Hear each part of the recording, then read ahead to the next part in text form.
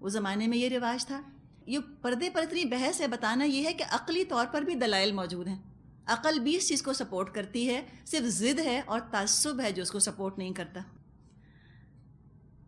آگے فرمایا آیت 82 82 83 فَإِن تَوَلَّوْا فَإِنَّمَا عَلَيْكَ الْبَلَاغُ الْمُبِينُ. اب اگر یہ لوگ منہ موڑتے ہیں تو اے محمد صلی اللہ علیہ وسلم آپ پر صاف صاف پیغام حق پہنچا دینے کے سوا اور کوئی ذمہ داری نہیں ہے. یعرفون نعمت اللہ ثم ینکرونہا، یہ اللہ کے احسان کو پہچانتے ہیں پھر اس کا انکار کر دیتے ہیں. وَأَكْثَرُهُمُ الْكَافِرُونَ، اور ان میں سے بیشتر لوگ ایسے ہیں جو حق کو ماننے کو تیار نہیں. اللہ تعالیٰ نے تمام تر تمہارے ہی فائدے کے لیے چیزیں بنائی ہیں اے انسانوں. اب تم اللہ کی نعمتوں سے فائدہ نہیں اٹھانا چاہتے، تم اپنی ہلاکت کے در پہ خود ہو گئے ہو. ایسے شیطان کے تم گرویدہ ہو گئے کہ تم اسی کی ہر بات مانتے ہو. سامنے فائدہ نظر آ رہا ہے کسی چیز میں، صرف تعصب اور ضد اور ہٹ دھرمی کی وجہ سے اس کو چھوڑ دینا، چونکہ اللہ کی بتائی ہوئی بات ہے. اگر یہ کام ہم نے کر لیا تو اللہ کی فرما برداری کہیں نہ ہو جائے. اس ضد کی وجہ سے، اس تکبر کی وجہ سے تم اپنا ہی نقصان کرتے ہو، اللہ کا کیا بگاڑتے ہو. اور نبی اکرم صلی اللہ علیہ وسلم سے فرما دیا گیا کہ آپ کا تو کام پیغام پہنچانا، یاد دہانی کرانا ہے. آپ تو غفلت کے پردے ہٹانے کی کوشش ہی کر سکتے ہیں، اس سے آگے آپ اور کچھ نہیں کر سکتے. اپنا انجام جو ہے یہ خود ہی بھگت لیں گے. آگے فرمایا آیت 84 وَيَوْمَ نَبْعَثُ مِن كُلِّ أُمَّةٍ شَهِيدًا ثُمَّ لَا يُؤْذَنُ لِلَّذِينَ كَفَرُوا وَلَا هُمْ يُسْتَعْتَبُونَ. انہیں کچھ ہوش بھی ہے، یعنی کہا جا رہا ہے، مراد یہ ہے کہ کچھ سوچ بھی رہے ہیں یہ کہ کیا ہوگا جب کہ ہم ہر امت میں سے ایک گواہ کھڑا کریں گے، پھر کافروں کو نہ حجتیں پیش کرنے کا موقع دیا جائے گا، نہ ان سے توبہ استغفار ہی کا مطالبہ کیا جائے گا. قیامت کے دن کا منظر ہے. رسول گواہ کے طور پر پیش ہوں گے. ان کی طرف سے تو فرض رسالت کی ادائیگی میں کوئی کوتاہی نہیں ہوئی. اب ان کا انکار کرنے والے مجرموں کی طرح کھڑے ہوں گے، خود اپنا ریکارڈ، اپنا اعمال نامہ دیکھ لیں گے. کچھ کہنے سننے کی گنجائش ہی نہ ہوگی. جنہوں نے ضد باندھ لی ہوگی اللہ رسول سے وہ خود اپنا جواب دیں گے، اور جنہوں نے بات مان لی ہوگی اللہ کی، اللہ کے رسول کی، وہ کامیاب ہوں گے. لباسی کی جو ہم بات کر رہے ہیں، ہم نے یہ بھی بات کی کہ دنیا میں فائر پروف ڈریسز بنائے جا رہے ہیں. تو اسی طرح جیسے کہ ایک فوج ہوتی ہے، اس کا خاص یونیفارم ہوتا ہے، خاص اس کی حفاظت پروٹیکشن کی جاتی ہے، ایسے ہی جو مجاہد فی سبیل اللہ ہوتا ہے اس کا بھی اپنا خاص لباس ہے، اس کا بھی ایک اپنا خاص حال حلیہ ہوتا ہے. جو اللہ اور اللہ کے رسول صلی اللہ علیہ وسلم کے بتائے ہوئے طریقے کے حساب سے اپنے آپ کو ڈھانک لے، کور کر لے، انشاءاللہ یہ اس کا فائر پروف یونیفارم ہے. انشاءاللہ تعالیٰ آگ نہیں چھوئے گی. اور جو اس فائر پروف لباس کو پسند نہیں کرتا تو وہ پھر سوچ لے کیا وجہ ہے کہ عقل میں بات نہیں آ رہی، سمجھ میں بات نہیں آ رہی، یا قرآن سے یا حدیث سے ثابت نہیں ہو رہی. تھوڑی سی ریسرچ کر کے دیکھ لے، کوئی اگر شک شبہ آ گیا ہے انشاءاللہ تعالیٰ وہ دور ہو جائے گا. اور جب شکوک و شبہات دور ہو جائیں پھر وہ عمل شروع کر دے تو فائدہ اس کا اپنا ہی ہے. آج تو اللہ تعالیٰ نے ہم کو بہت سے احکامات دے دیے کہ جن پر عمل کر کے ہم اللہ کے غضب، اللہ کے غصے، اللہ کے عتاب سے بچ سکتے ہیں. اگر آج کوشش نہ کی اور قیامت کا دن آ گیا اور اس دن کوئی پچھتائے اور کہے کہ اللہ مجھ کو ایک موقع دے دے، اب میں دوبارہ دنیا میں جا کر اچھے اچھے کام کروں، یا اللہ مجھ کو ایک موقع دے دے میں توبہ استغفار کروں، فرمایا وَلَا هُمْ يُسْتَعْتَبُونَ. اللہ کی رضا طلب کرنے کی اجازت ان کو اب نہیں دی جائے گی. یستعتبون کا مادہ عین تا با ہے، عتاب کرنا، غصہ کرنا. جب یہ اس طرح سے آتا ہے سین تا کے ساتھ تو مطلب ہوتا ہے استعتاب کا. استعتاب کا مطلب اب عتاب کا الٹا ہو گیا. عتاب کا مطلب غصہ کرنا، استعتاب کا مطلب غصہ دور کرنے کی کوشش کرنا، عتاب دور کرنے کی کوشش کرنا. مراد کیا ہے؟ رضا حاصل کرنے کی کوشش کرنا. تب ان کو یہ چوائس بھی نہیں دی جائے گی کہ تم آج اپنے رب کو راضی کر لو. یعنی بالکل ہی ان کو نظر انداز کر دیا جائے گا، اگنور کر دیا جائے گا. جب موقع تھا انہوں نے فائدہ نہیں اٹھایا تھا، اب تو بہت دیر ہو چکی، اٹس ٹو لیٹ. وہ آفر جو تھی اللہ کی معافی حاصل کرنے کی، اللہ سے مغفرت حاصل کرنے کی آفر، استغفار کرنے کی آفر، اب وہ ایکسپائر ہو گئی، ختم ہو گئی. 85 وَإِذَا رَأَى الَّذِينَ ظَلَمُوا الْعَذَابَ فَلَا يُخَفَّفُ عَنْهُمْ وَلَا هُمْ يُنظَرُونَ. ظالم لوگ جب ایک دفعہ عذاب دیکھ لیں گے، اس کے بعد نہ ان کے عذاب میں کوئی تخفیف کی جائے گی، نہ انہیں ایک لمحے کی مہلت دی جائے گی. یعنی ان کی تمنا ہوگی، ان کی خواہش ہوگی کہ ان کو توبہ کا موقع دیا جائے، لیکن اب ان کو یہ موقع نہیں دیا جائے گا. سوچنے کی بات یہ ہے کہ جو تمنائیں، جو خواہشات، جو ارمان قیامت کے ہولناک عذاب کو دیکھ کر اس سے بچنے کے لیے دل میں پیدا ہوں گے کہ کاش ہم یوں کر لیتے، کاش ہم یوں کر لیتے، تو بجائے کہ وہ ارمان ہمارے دل میں قیامت کے دن پیدا ہوں، جب عذاب سامنے کھڑا ہو جائے، اللہ کرے کہ آج ہمارے دل میں یہ ارمان پیدا ہو جائے کہ اللہ ہمیں تیرے عذاب سے بچنا ہے، اللہ ہمیں تیری بخشش کی طلب ہے، اللہ ہم تیری فرما برداری کرنا چاہتے ہیں. وہ ارمان جو اس دن پیدا ہوں گے آج اگر پیدا ہو جائیں تو الحمدللہ ابھی تو مہلت ہے، اللہ کے فضل سے ابھی ہم زندہ ہیں، ابھی وقت ہے ہمارے پاس، ہم اپنے آپ کو بچا سکتے ہیں. اور جو آج انسان کے دل کے اندر خواہشات ہیں، ارمان ہیں، ان کو انسان آخرت پر چھوڑ دے. جنت میں تو ہر خواہش پوری ہونی ہے، ہر تمنا مکمل ہو جائے گی، ہر خواہش، ہر تمنا کی تسکین کا سامان موجود ہوگا. لیکن اگر یہاں دنیا میں گناہ پر گناہ کرتے رہے اور اس بھروسے پر کرتے رہے کہ اللہ غفور و رحیم ہے ہی، خود ہی معاف کر دے گا، یا اس بھروسے پر کرتے رہے کہ کوئی نہ کوئی آ کر سفارش کر دے گا، کوئی آ کر وہاں چھڑا لے گا، تو قیامت کے دن تو ان کو بہت سخت مایوسی ہوگی. اسی کا ذکر کیا جا رہا ہے آیت 86 سے 88.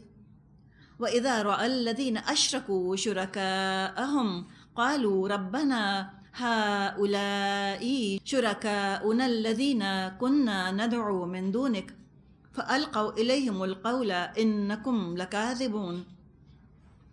اور جب وہ لوگ جنہوں نے دنیا میں شرک کیا تھا اپنے ٹھہرائے ہوئے شریکوں کو دیکھیں گے تو کہیں گے اے پروردگار، یہی ہیں ہمارے وہ شریک جنہیں ہم تجھے چھوڑ کر پکارا کرتے تھے. اس پر ان کے وہ معبود انہیں صاف جواب دیں گے تم جھوٹے ہو. یعنی اللہ کے علاوہ یہ جن جن کو پکارا کرتے تھے وہ سب ان کی امیدوں پر پانی پھیر دیں گے. صاف کہہ دیں گے وہ کہ ہم نے تم سے نہیں کہا تھا کہ اللہ کو چھوڑ کر تم ہم سے دعائیں مانگو یا تم ہماری شفاعت کے بھروسے پر گناہ کیے چلے جاؤ. تو جن شریکوں کا اس آیت میں ذکر ہے یہ وہ شریک ہیں جو کہ یا تو انسان تھے، نیک لوگ تھے، پھر دنیا سے چلے گئے تو لوگوں نے ان کو پوجنا شروع کر دیا، ان کی قبروں پر جا جا کر دعائیں کرنے لگ گئے. یا کوئی دنیا میں نیک لوگ کہ جن سے انہوں نے امید لگائی کہ بس یہ ہمیں بخشوا دیں گے چونکہ ہم ان سے اٹیچ ہیں، یا فرشتوں کو پکارا کرتے تھے. مراد ہے کہ حقیقی ہستیاں جن کا کہ واقعی وجود ہے. دو طرح کے معبود ہمیشہ بنائے گئے ہیں شرک میں. ایک ان کو معبود بنایا گیا جن کا وجود تھا، جیسے انبیاء اور اولیاء اللہ یا فرشتے، یہ موجود ہیں، ان کو پوجنا نہیں ہے، انہوں نے پوجنا شروع کر دیا. یہ ان کا یہاں ذکر ہے. جو حقیقی ہستیاں تھیں جن کو یہ پکارا کرتے تھے وہ ان کو کورا جواب دے دیں گے. اور شرک میں کچھ ایسے معبود بنائے گئے جن کے صرف نام ہی نام ہے، ان کا کوئی وجود ہی نہیں، جسٹ اے فگمنٹ آف امیجنیشن. فرضی ہستیاں، مثال کے طور پہ لات، منات، عزا، ان کا وجود ہی نہیں، ان کو پکارنا نہ پکارنا سب برابر ہے، وہ ہے ہی نہیں، سننے نہ سننے کا سوال ہی پیدا نہیں ہوتا. اس آیت میں جو ذکر ہے وہ پہلی طرح کے معبودوں کا ہے جن کا وجود تھا، اللہ کے نیک بندے تھے اور ان کو انہوں نے پکارنا شروع کر دیا. تو ان کی طرف سے تو کورا جواب مل جائے گا یعنی آپ دماغ میں لے کر آئیے عبد القادر جیلانی رحمۃ اللہ علیہ، لوگ کہیں گے کہ ہم تو آپ کو غوث پاک کہا کرتے تھے، یا غوث پاک یا غوث پاک، ہم تو آپ کے نام کی دہائیاں دیا کرتے تھے، اب آپ ہمیں بچائیے۔ وہ کہیں گے میں نے تو نہیں کہا تھا تم سے تم میرا نام لے لے کر پکارو یا مجھ سے دعا کرو، میں نے تو نہیں دعویٰ کیا تھا کہ میں تم کو ہر طرح کے اللہ کے عذاب سے بچا لوں گا، تم بس گناہ کرتے رہو۔ عبداللہ شاہ غازی رحمۃ اللہ علیہ کہیں گے کہ میں نے تو نہیں کہا تھا کہ تم مجھ سے دعائیں کیا کرنا، صاف انکار کر دیں گے وہ۔ پھر کیا ہوگا ان لوگوں کا حال جب یہ مایوس ہو جائیں گے ان لوگوں سے جن کو انہوں نے معبود بنایا؟ انہوں نے تو نہیں کہا تھا کہ ہم کو معبود بناؤ۔ اب یہ اللہ کی طرف لوٹیں گے یہ شرک کرنے والے۔ وَأَلْقَوْا إِلَى اللَّهِ يَوْمَئِذٍ السَّلَمَ وَضَلَّ عَنْهُمْ مَا كَانُوا يَفْتَرُونَ الَّذِينَ كَفَرُوا وَصَدُّوا عَنْ سَبِيلِ اللَّهِ زِدْنَاهُمْ عَذَابًا فَوْقَ الْعَذَابِ بِمَا كَانُوا يُفْسِدُونَ۔ اس وقت یہ سب اللہ کے آگے جھک جائیں گے اور ان کی ساری گھڑی ہوئی باتیں گم ہو جائیں گی جو یہ دنیا میں کرتے رہے تھے۔ جن لوگوں نے خود کفر کی راہ اختیار کی اور دوسروں کو اللہ کی راہ سے روکا، انہیں ہم عذاب پر عذاب دیں گے اس فساد کے بدلے جو وہ دنیا میں برپا کرتے رہے۔ یعنی نہ صرف اپنی گمراہی کا وبال اور اس کی سزا بھگتنی پڑے گی، اپنی گمراہی کا وبال بھی اٹھائیں گے، اس کی سزا بھی بھگتیں گے، بلکہ جتنے لوگوں کو دنیا میں انہوں نے بھٹکایا ہوگا، برین واش کیا ہوگا، جو غلط عقائد انہوں نے پھیلائے، غلط نظریات انہوں نے پھیلائے، اس کی وجہ سے لوگ شک کا شکار ہو گئے، یا لوگ کنفیوز ہو گئے، یا لوگ حق سے متنفر ہو گئے اور گناہوں میں ملوث ہو گئے، اس فساد کی ذمہ داری بھی انہی کے اوپر آئے گی۔ 89 وَيَوْمَ نَبْعَثُ فِي كُلِّ أُمَّةٍ شَهِيدًا عَلَيْهِمْ مِنْ أَنفُسِهِمْ وَجِئْنَا بِكَ شَهِيدًا عَلَى هَؤُلَاءِ وَنَزَّلْنَا عَلَيْكَ الْكِتَابَ تِبْيَانًا لِكُلِّ شَيْءٍ وَهُدًى وَرَحْمَةً وَبُشْرَى لِلْمُسْلِمِينَ۔ اے محمد صلی اللہ علیہ وسلم، انہیں اس دن سے خبردار کر دو جبکہ ہم ہر امت میں سے خود اسی کے اندر سے ایک گواہ اٹھا کھڑا کریں گے جو اس کے مقابلے میں شہادت دے گا، اور ان لوگوں کے مقابلے میں شہادت دینے کے لیے ہم آپ کو لائیں گے، اور اسی کی تیاری کے لیے ہم نے یہ کتاب آپ پر نازل کر دی ہے جو ہر چیز کی صاف صاف وضاحت کرنے والی ہے، اور ہدایت اور رحمت اور بشارت ہے ان لوگوں کے لیے جنہوں نے سر تسلیم خم کر دیا ہو۔ قیامت کے دن کے حساب کتاب کی طرف، پوچھ گچھ کی طرف اشارہ کیا جا رہا ہے کہ اللہ تعالیٰ ہر امت میں سے ایک گواہ ان میں سے اٹھائے گا، اور یہ گواہ عام طور پہ مفسرین کا خیال ہے کہ یہ گواہ جو ہیں اس قوم کی طرف بھیجے گئے رسول ہوں گے، اور ہؤلائی سے مراد ہے مشرکین عرب۔ تو فرمائے کہ ہم ان پر آپ کو گواہ بنا کر کھڑا کریں گے، اور اللہ تعالیٰ نے کتاب نازل فرما دی ہے نبی اکرم صلی اللہ علیہ وسلم پر، تاکہ ہر چیز جو ہے وضاحت کے ساتھ آپ سمجھا دیں لوگوں کو، کتاب ہماری رہنمائی کر دے۔ اور یہ یقیناً ہدایت ہے، رحمت ہے، خوشخبری ہے فرما برداروں کے لیے، سب کے لیے نہیں ہے خوشخبری اس کے اندر۔ ہدایت، رحمت، خوشخبری صرف فرما برداروں کے لیے ہے، جو اس کی بات مانیں گے ان کے لیے خوشخبری ہے، جو ٹھکرا دیتے ہیں ان کے لیے تو انذار کے سوا اور کچھ بھی نہیں۔ نبی اکرم صلی اللہ علیہ وسلم کی ہم نے بات کی کہ آپ کو گواہ بنا کر اٹھایا جائے گا، تو ایک تو آپ گواہی دیں گے مشرکین عرب پر، لیکن جیسا کہ ہمیں معلوم ہے کہ آپ کی بعثت صرف مشرکین عرب کی طرف نہیں تھی، آپ صرف مشرکین عرب کی طرف رسول بنا کر نہیں بھیجے گئے، بلکہ آپ تمام انسانیت کی طرف، رہتی دنیا تک کے لیے تمام لوگوں کی طرف آپ رسول بنا کر بھیجے گئے۔ جیسے کہ ہم پڑھیں گے انشاءاللہ تعالیٰ قرآن میں، اللہ تعالیٰ نے فرمایا ہے وَمَا أَرْسَلْنَاكَ إِلَّا كَافَّةً لِلنَّاسِ بَشِيرًا وَنَذِيرًا۔ اے نبی صلی اللہ علیہ وسلم، ہم نے نہیں بھیجا آپ کو مگر ساری انسانیت کی طرف خوشخبری دینے والا اور خبردار کرنے والا بنا کر۔ جس تک بھی اللہ کے رسول صلی اللہ علیہ وسلم کی دعوت پہنچ گئی، چاہے وہ 632 عیسوی کا رہنے والا ہو یا وہ آج 206 عیسوی کا رہنے والا ہو یا آج سے 100 برس بعد کا وہ رہنے والا ہو، جس تک بھی اللہ کے رسول صلی اللہ علیہ وسلم کا یہ پیغام پہنچ گیا، قرآن اس تک پہنچ گیا، اس پر فرض ہے کہ وہ آپ پر ایمان لائے، آپ ان پر بھی گواہ بنا کر کھڑے کیے جائیں گے۔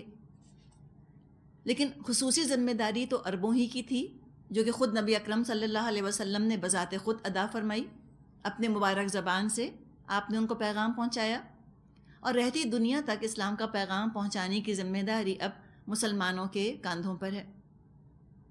تو ہم تو 2 کیٹیگریز میں آتے ہیں، ہم مسلمانوں کی پوچھ گچھ تو 2 کیٹیگریز میں ہوگی، دگنا امتحان ہوگا ہمارا۔ ہم نے پڑھا تھا سورۃ الاعراف میں، وَلَنَسْأَلَنَّ الَّذِينَ أُرْسِلَ إِلَيْهِمْ وَلَنَسْأَلَنَّ الْمُرْسَلِينَ، ہم لازماً پوچھیں گے ان سے جن کی طرف رسول بھیجے گئے، اور ہم لازماً پوچھیں گے رسولوں سے بھی، سب سے سوال کیا جائے گا۔ تو ہم تو 2 کیٹیگریز میں آتے ہیں، ہماری طرف تو نبی اکرم صلی اللہ علیہ وسلم آئے، ہم سے پوچھا جائے گا تم امت ہو، تم نے کیا جواب دیا تھا اپنے رسول کی پکار کا؟ اور دوسرے ہم آگے پیغام پہنچانے والے بھی ہیں، ہم سے کہا گیا كَذَلِكَ جَعَلْنَاكُمْ أُمَّةً وَسَطًا لِتَكُونُوا شُهَدَاءَ عَلَى النَّاسِ، اسی طرح ہم نے بنایا ہے تم کو درمیانی امت، معتدل بہترین امت، تاکہ تم گواہ بنو لوگوں پر، وَيَكُونَ الرَّسُولُ عَلَيْكُمْ شَهِيدًا، اور تاکہ رسول تم پر گواہ بنے۔ تو ہم پہ تو رسالت کی ذمہ داری بھی ہے، ہم تو آگے پیغام پہنچانے والے بھی ہیں، ہم سے تو بحیثیت امت بھی سوال ہوگا، اور بحیثیت رسالت کا فریضہ انجام دینے والوں میں چونکہ شامل ہیں تو اس کیٹیگری میں بھی آئیں گے، وہاں بھی سوال ہوگا۔ تو دوہری ذمہ داری ہے، ذرا انسان کبھی رک کر، اور الحمدللہ تو شب قدریں آ رہی ہیں، تھوڑا غور بھی کبھی کیجئے۔ وہ رات کا وقت ہوتا ہے نا، تنہائی ہوتی ہے، خاموشی ہوتی ہے، رمضان کا مہینہ ہے، کوئی بیرونی دباؤ نہیں ہے شیطان کا انسان پر، تمام شیاطین جو ہیں وہ قید ہو چکے ہیں۔ یہ بڑا اچھا وقت ہے انسان کا انٹروسپیکشن کا، اپنے بارے میں تھوڑا سا غور و فکر کرنے کا۔ ضرور ہی انسان اپنی زندگی کا مقصد دیکھے کہ میں نے کس چیز کو مقصد بنایا ہے، آنیسٹلی اپنے آپ سے پوچھے، پوری ایمانداری کے ساتھ، میری فکریں کیا ہیں، مجھے کس چیز کا شوق ہے، میرا کیا مشن ہے، کون سا کام مجھے اچھا لگتا ہے، کون سا کام مجھ کو بھاری لگتا ہے، کس کام سے میں فرار حاصل کرتی ہوں، کس کام میں اپنے آپ کو انوالو کرتی ہوں، مصروف کرتی ہوں۔ ذرا سی اپنی مصروفیات، ترجیحات، پرائیورٹیز، ہابیز پر ایک نظر تو ڈالے انسان۔ ضرور اپنے آپ سے آپ پوچھئے میرا کیا مقصد ہے دنیا میں آنے کا، مجھ کو اللہ نے دنیا میں کیوں بھیجا ہے؟ جواب آپ کو ملے گا۔ میں کیا اس مقصد کو پورا کر رہی ہوں؟ جواب تو قرآن نے دے دیا نا، جواب کہاں سے ملے گا؟ قرآن ہی تو بتائے گا مقصد کیا ہے۔ پھر ضرور پوچھئے کہ کیا میں اس مقصد کو پورا کر رہی ہوں، کیا یہ میری پرائیورٹی ہے؟ کتنا کھپایا میں نے اپنے آپ کو، کتنا میں نے جہاد کیا، کتنا میں نے گھسا ہے اپنے آپ کو، کتنا میں نے اپنے آپ کو دبایا ہے اس کام کے لیے، کتنا بوجھ لیا ہے میں نے ذمہ داری کا اپنے اوپر۔ کیا میں بوجھ لینے والی ہوں یا میں بوجھ سے فرار حاصل کرنے والی ہوں؟ کیا میں ذمہ داری ادا کرنے والی ہوں یا ذمہ داری سے بھاگنے والی ہوں؟ کام بنانے والی ہوں یا بہانہ بنانے والی ہوں؟ کوئی نہیں بتا سکتا آپ کو، کوئی جج کر نہیں سکتا آپ کو، صرف اللہ کی مدد، اللہ کی توفیق سے صرف آپ خود جج کر سکتی ہیں اپنے آپ کو۔ تو جیسے کہ کوئی نیا سال شروع ہوتا ہے تو وہ نیو ایئر ریزولوشن بناتے ہیں نا، کہ اس سال ہم یہ اور یہ کریں گے۔ تو رمضان کے اندر ریزولوشن بنا لیں کہ اب مجھ کو اپنی زندگی کا رخ جو ہے وہ کس طرف لے کر جانا ہے۔ منزل نظر آ گئی ہے، منزل نظر آنے کے بعد بھٹکتے رہنا اور منزل نظر آ جانے کے بعد اپنا رخ درست نہ کرنا، یہ تو بہت بڑی محرومی ہے انسان کی۔ نہیں پتہ، منزل کا تعین نہیں ہوا، بھٹکتے رہے، وہ بھی بہت برا ہے۔ تعین ہو جانے کے بعد بھٹکتے رہنا، فوکس اپنا درست نہ کرنا، اپنی پرائیورٹیز کو ری ارینج نہ کرنا، انہی مسائل میں الجھے رہنا جس میں کافر الجھے رہتے ہیں، اسی طرح کا رویہ زندگی میں اختیار کر کے رکھنا جو کہ دنیا کو مقصد بنانے والے اختیار کرتے ہیں، تو ہم نے تو بہت ظلم کیا پھر اپنی جانوں کے اوپر۔ تمام مسائل کا حل کرنے کے لیے اصول موجود ہیں اسلام کے۔ اس پیغام کو پہنچانے کا انداز کیا ہونا چاہیے، کیا صفات ہونی چاہیے، سب بتا دیا گیا۔ اس کے علاوہ احادیث موجود ہیں، رسول کی سنت موجود ہے، تمام چیزیں موجود ہیں۔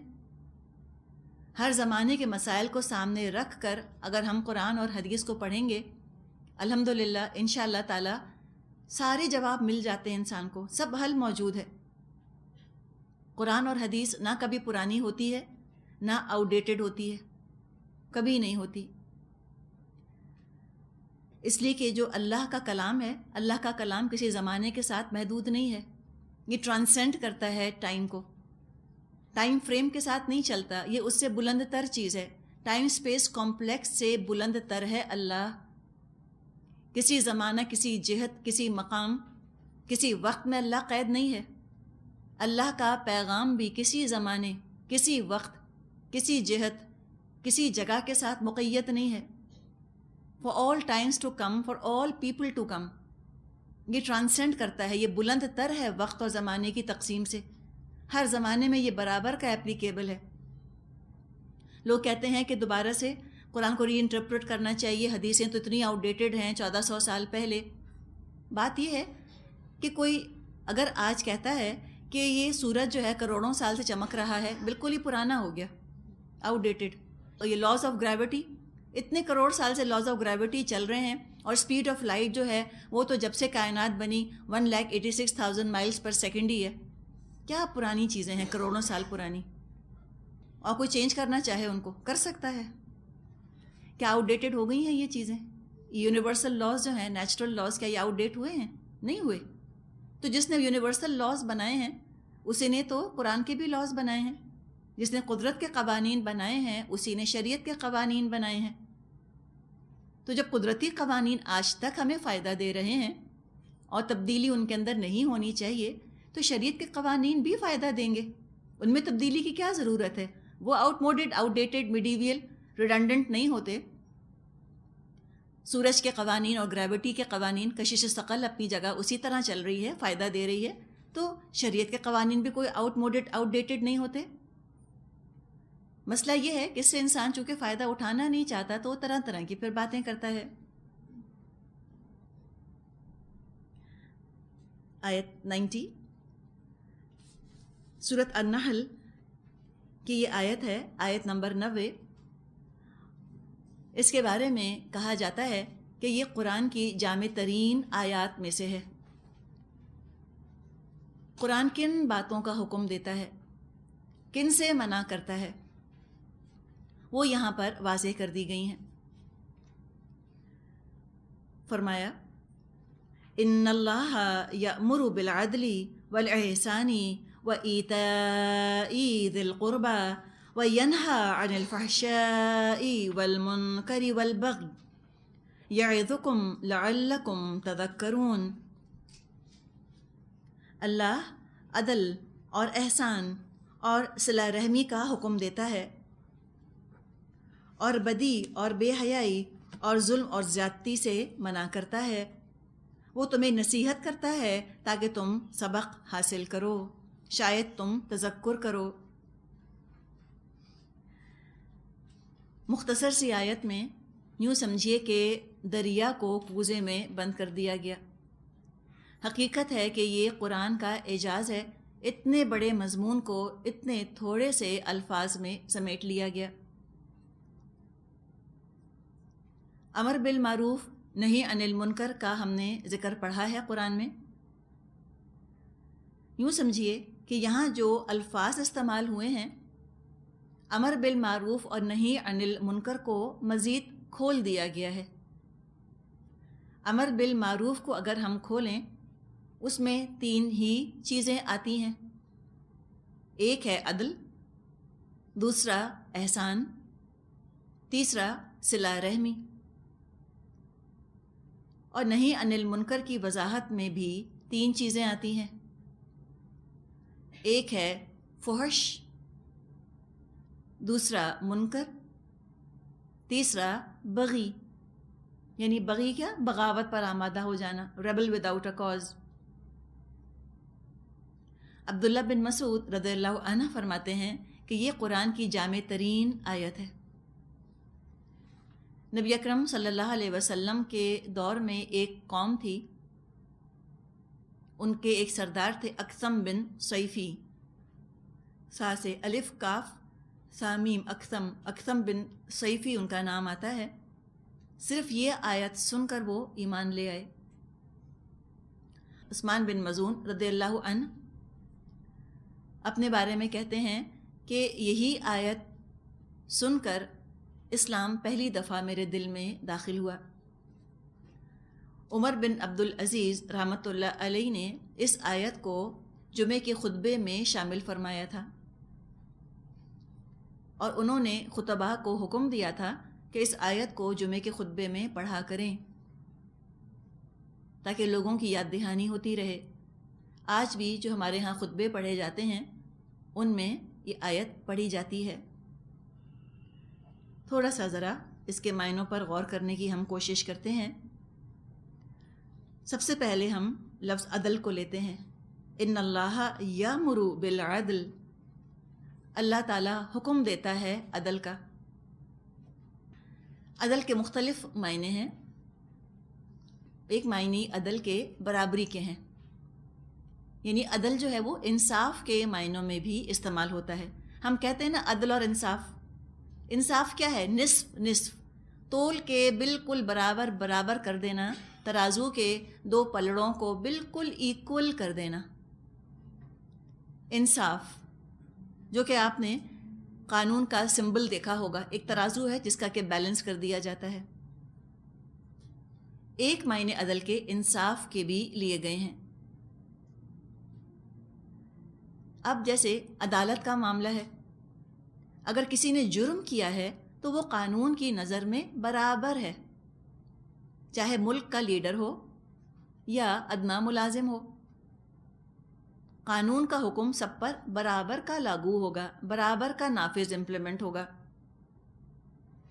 کسی نے اگر دوسرے پر ظلم کیا ہو اس کو سزا ملے گی، چاہے آپس میں وہ باپ بیٹا ہی کیوں نہ ہو.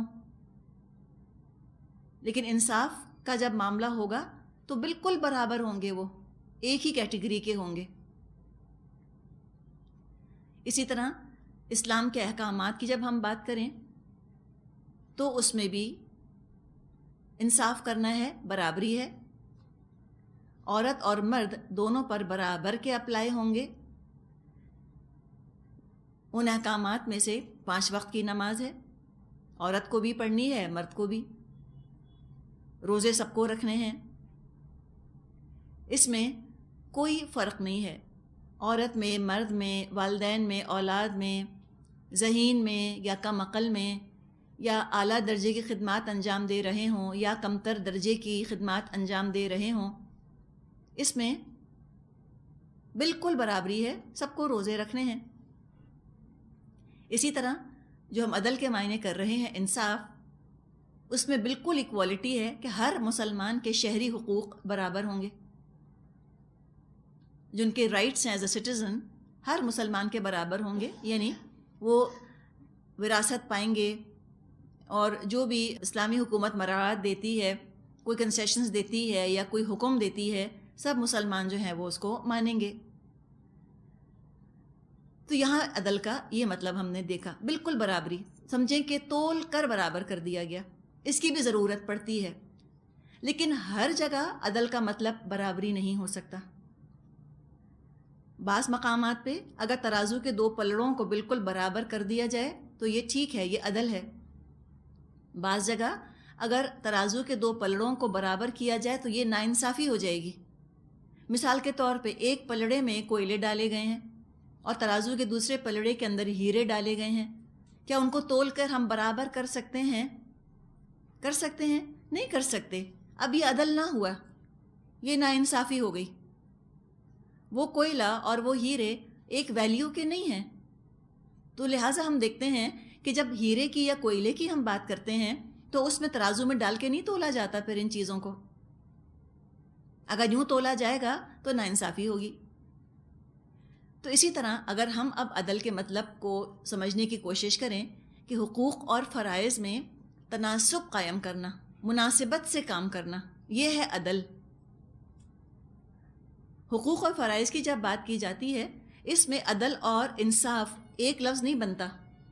انصاف سے مراد کیا ہے؟ نصف نصف کر دینا، آنکھ بند کر کے ڈیوائیڈ کر دینا آدھا آدھا، ایسے نہیں ہو سکتا. اس میں ایکوالٹی نہیں ہو سکتی حقوق اور فرائض کے معاملے میں. اگر اس میں بالکل ایکوالٹی رکھیں گے ظلم ہو جائے گا. ایکوالٹی جو ہے انصاف کے، عدل کے خلاف ہو جائے گی. مثلا حقوق اور فرائض میں سب سے پہلے والدین اور اولاد کی ہم بات کرتے ہیں. کچھ والدین کے حقوق ہیں، کچھ اولاد کے حقوق ہیں. ان حقوق میں عدل ہوگا، ایکوالٹی نہیں، برابری نہیں ہوگی. اسی طرح کوئی حاکم ہے یا کسی جگہ کا سربراہ ہے، اس کے ہاتھ میں فیصلے کا اختیار ہے، یہ حق اس کو دیا گیا.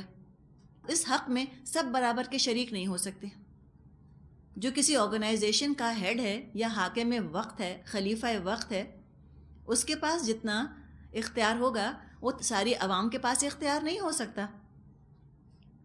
چونکہ ذمہ داری حاکم کی زیادہ ہے، رسپانسبلٹی زیادہ ہے، لہٰذا حق بھی اس کو زیادہ دیا گیا. یہ ہے عدل. اسی طرح شوہر کی اگر ہم بات کریں، جو شوہر کی ذمہ داریاں ہیں وہ بیوی یا بچوں کی نہیں ہیں. لہٰذا جو حقوق شوہر کو حاصل ہیں وہ ذمہ داریوں کی مناسبت سے ہیں. حقوق بھی اس کے اسی حساب سے رکھے گئے ہیں جس حساب سے اس کے اوپر ذمہ داری ہے. یہ عدل نہیں ہے کہ عورت اور مرد دونوں برابر برابر کا کما کر گھر میں لے کر آئیں. اللہ تعالیٰ نے حقوق اور فرائض میں ایکوالٹی نہیں رکھی. اللہ تعالیٰ نے جو ذمہ داریاں عورت پر ڈالی ہیں، بچے پیدا کرتی ہے، گھر چلاتی ہے، خاندان چلاتی ہے، تو یہ تو بہت ظلم ہوتا اگر اس پر برابر کی کمانے کی ذمہ داری ڈال دی جاتی. اللہ تعالیٰ نے یہ ظلم نہیں کیا. عورت پر الگ طرح کی ذمہ داریاں ہیں، اس کے حساب سے اس کے حقوق ہیں. مرد پر الگ ذمہ داریاں، اسی حساب سے اس کے حقوق ہیں. پھر عدل اپنی ذات کے ساتھ بھی انسان کو کرنا ہے، اپنے نفس کے ساتھ عدل. اور وہ عدل یہ ہے کہ ظاہر اور باطن میں انسان ایک جیسا ہو. جو قول یا فعل ظاہری اعضاء کریں، باطن میں وہی اعتقاد ہو، اندر بھی وہی حال ہو. یعنی دو رخی شخصیت نہیں ہونی چاہیے، ٹو فیسڈنس نہیں ہونی چاہیے، منافقت نہ ہو. منافقت عدل کے منافی ہے کہ دل میں کچھ ہے، زبان سے کچھ کہہ رہے ہیں. اور اس عدل پر لانے کے لیے انسان کو اپنے نفس کے ساتھ جہاد کرنا ہوتا ہے، محنت کرنی ہوتی ہے. اگر دعویٰ کر رہے ہیں خیر خواہی کا، یہ نہ ہو کہ اندر نفرت اور غضب اور غصہ بھرا ہوا ہو لوگوں کے لیے، اور اوپر اوپر سے میٹھی میٹھی باتیں ہوں، ونیر بڑا پیارا اور اندر کیا کچھ بھرا ہوا زہر. اوپر سے شہد ٹپکا رہے ہیں، پیچھے سے زہر بھرا ہوا ہے. یہ نہیں ہونا چاہیے. اس کے لیے جہاد کرنا ہوتا ہے. یہ بیٹھے بٹھائے کیفیت پیدا نہیں ہوتی. ہم بہت کمزور انسان ہیں. ہم جب خیر خواہی کا دعویٰ لے کر کھڑے ہوتے ہیں اس وقت ہم بڑے اسٹاری آئیڈ ہوتے ہیں، ایسے تارے چمک رہے ہوتے ہیں ہماری آنکھوں کے اندر، ایسا ویژن نظر آ رہا ہوتا ہے، بڑے ویژنری بنے ہوتے ہیں، دور تک دیکھ رہے ہوتے ہیں. ہم یوں کریں گے، یوں بھلائی کریں گے، ہاں بڑا اعلیٰ کام ہے. شروع کی تبلیغ، سامنے سے آئی ڈانٹ یا تمسخر، ساری خیر خواہی رخصت ہو گئی، نفرت اور غصہ بھر گیا اندر. اب اس کے خلاف جہاد کرنا ہے. یہ فیلنگ آئی ہے اور آئے گی. ہم انسان ہیں نا، ہم پتھر تھوڑی ہیں، ہم فرشتے بھی نہیں ہیں. جب یہ فیلنگ آئے اس کو پکڑ لیں یہیں پر اور اس کو انالائز کریں. کیوں آئی؟ کیوں آئی؟ کیسے قابو پا سکتی ہوں؟ کیسے دور کر سکتی ہوں؟ کیسے میں اپنے آپ کو اندر سے خیر خواہ بنا سکتی ہوں؟ پریکٹس کرتے رہیں. Practice makes perfect. کرتے رہیں گے انشاءاللہ تعالیٰ یہ جو غصہ اور نفرت یا ریزنٹمنٹ کی جو لہریں آتی ہیں انسان کے اندر، یہ انشاءاللہ دھیمی پڑنی شروع ہوں گی، اور اندر بھی آپ کے یہاں ٹھہراؤ آ جائے گا. جو آپ کہہ رہی ہوں گی اس میں اور جو سوچ رہی ہوں گی اس میں تضاد نہیں بچے گا. اور یہی ہے اصل امن، یہ ہے ایمان کا فائدہ. انسان پرسکون ہوتا ہے، اس کے اندر کا کانفلکٹ ختم ہو جاتا ہے، اور یہ اندر کا کانفلکٹ ختم ہو جائے، یہ چیز انسان کو نہایت پرسکون کر دینے والی چیز ہے.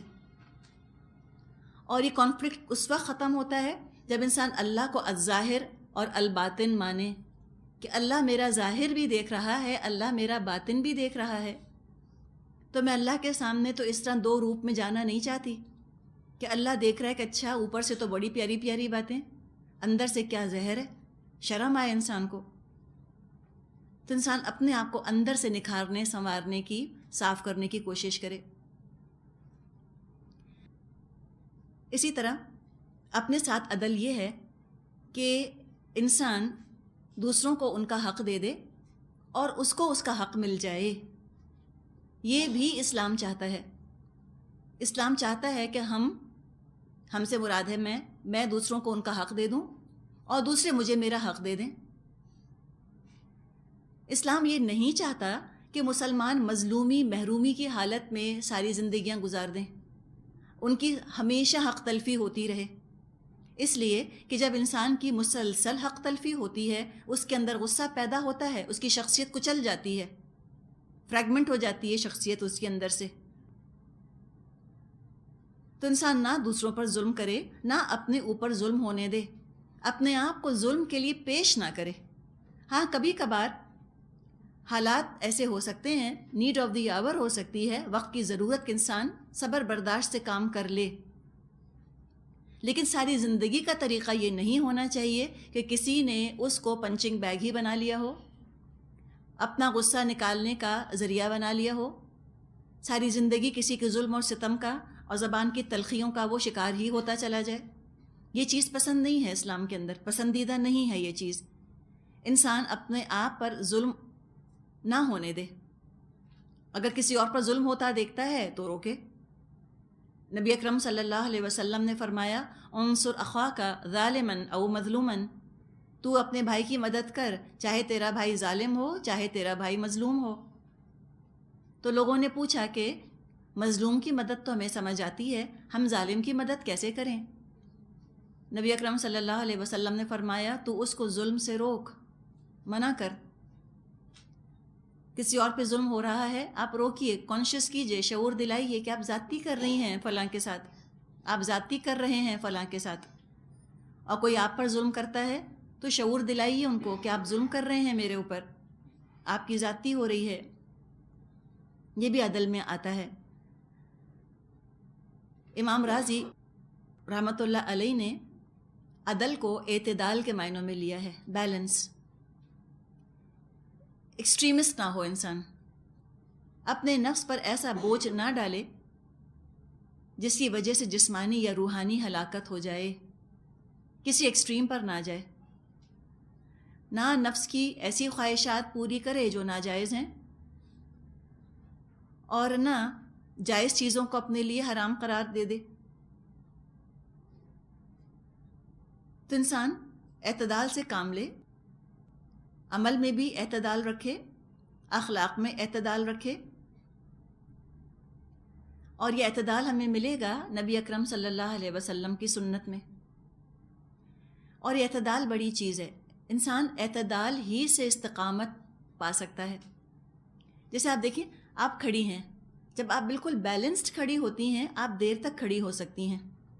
اگر آپ ایک طرف کو جھک کر کھڑی ہوں گی تھوڑی دیر میں تھکنے لگیں گی. تو انسان اپنی زندگی میں اعتدال ضرور رکھے، ٹائم ایلوکیشن کا خیال رکھے. ایسا نہ ہو کہ جذباتی ہو کر ایک کام میں بہت زیادہ ملوث ہو جائے، اس کے بعد وہ کام اسے سنبھلے ہی نہ، پھر اس کو چھوڑ دے، پھر کچھ اور شروع کر دے. موڈی نہ ہو انسان. موڈ آیا تو اتنا کر رہے ہیں کہ رات دن ایک کر دیے کسی کام میں. موڈ نہیں ہوا تو کچھ بھی نہیں کر رہے، بالکل ہی ہاتھ چھوڑ کر بیٹھ گئے. تو اس کا خیال رکھنے کی ضرورت ہے۔ بولنے میں اعتدال، ایگزیجریٹ نہ کرے باتوں کو، مبالغہ نہ کرے باتوں میں۔ لباس میں اعتدال رکھے، خرچ میں، محبت میں، غصے میں، نرمی میں، سختی میں، ان سب میں اعتدال رکھنے کی ضرورت ہے۔ موقع کی مناسبت سے انسان عمل کرے اعتدال کے ساتھ کہ اس وقت کی کیا نیڈ ہے، کیا ضرورت ہے۔ ایک نبی اکرم صلی اللہ علیہ وسلم کی دعا آتی ہے نسائی میں، آپ دعا فرمایا کرتے تھے کہ اللہ سے کہ اسألک کلمۃ الحق فی الرضا والغضب، اللہ میں تجھ سے سوال کرتا ہوں حق بات کہنے کا، چاہے میں راضی ہوں چاہے میں غصے کی حالت میں ہوں۔ واسألک القسط فی الغنی والفقر، اور اللہ تجھ سے میں درمیانہ روی کا، اعتدال کا سوال کرتا ہوں، چاہے میں غنی ہوں چاہے میں کم پیسے والا ہوں۔ مراد خرچ میں، ہر چیز میں انسان اعتدال رکھے۔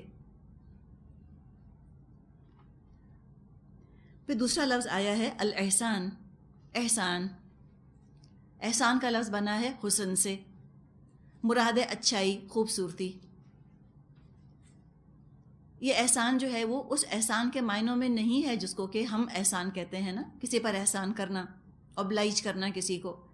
احسان جو قرآن میں لفظ آتا ہے، محسن لفظ جو قرآن میں آتا ہے، اس کا مطلب ہوتا ہے خوبصورتی، سجا دینا کسی چیز کو۔ اور جب اردو میں ہم احسان لفظ استعمال کرتے ہیں تو احسان کے اندر یہ معنی پائے جاتے ہیں خوبصورتی کے۔ مراد ہے کسی کو اس کے حق سے بڑھ کر دے دینا، بیر منیمم پر نہ رہنا، آگے بڑھ کر زیادہ چیز کو سجا دینا۔ سب سے پہلے انسان اپنے آپ کو سجائے، اپنے آپ کو خوبصورت کرے۔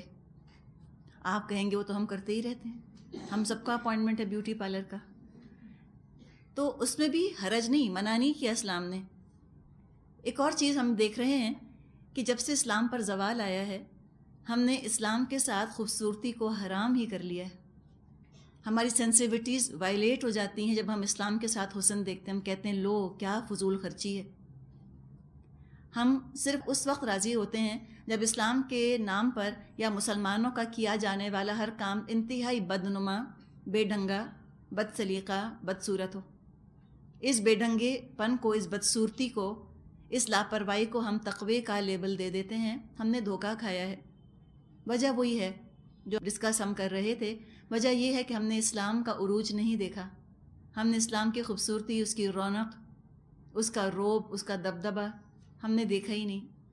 ہم نے اور ہماری پچھلی نسلوں نے جب سے آنکھ کھولی، ہم نے غلامی کے اندر، سبجوگیشن کے اندر، ذلت اور مسکنت ہی میں ہم نے آنکھ کھولی، ہم نے یہی دیکھا۔ اسلام کے ساتھ تو خوبصورتی لازمی چیز ہے۔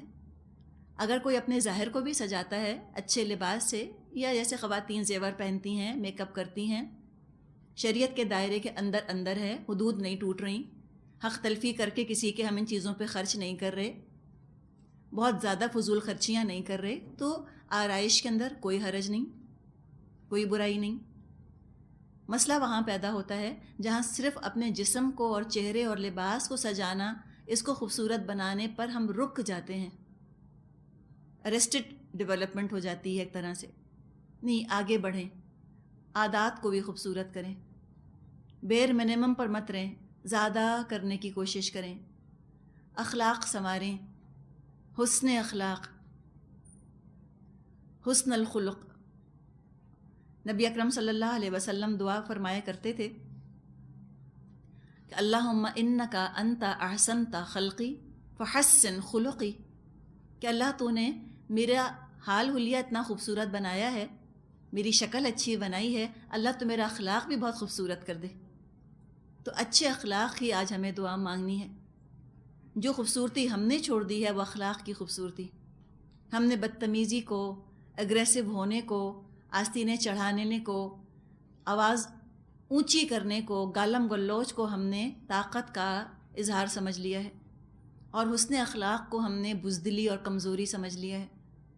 ہمیں اس غلط فہمی سے نکلنے کی ضرورت ہے۔